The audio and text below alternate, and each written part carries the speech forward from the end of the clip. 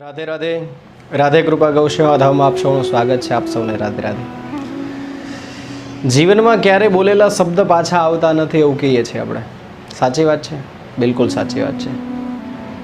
એકવાર એવી ઘટના બની કે ઘણીવાર આપણે બોલતા હોઈએ છીએ પણ શું બોલીએ, ક્યારે બોલીએ, કેમ બોલવું એ ખબર નથી હોતી. ક્યારેક આપણા મોઢામાંથી, આપણા મુખમાંથી એવા શબ્દો નીકળી જાય છે જે બોલવા જ ના જોઈએ ક્યારે, પણ તે છતાં આપણે બોલતા હોઈએ છીએ અને બોલ્યા પછી આપણને ખબર પડે છે કે આપણે ખોટું બોલી ગયા છીએ અને પછી પસ્તાવો થાય છે.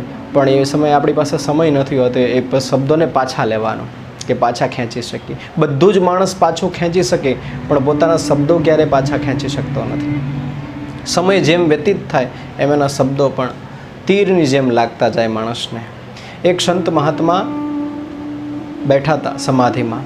એક વ્યક્તિ આવ્યો કે મહારાજ શ્રી, હે સંત મહાત્મા, મારાથી એક ભાઈને બહુ જ ખરાબ બોલાઈ ગયું છે કાલે અને શબ્દો મારે પાછા લાવવા છે, શું કરું?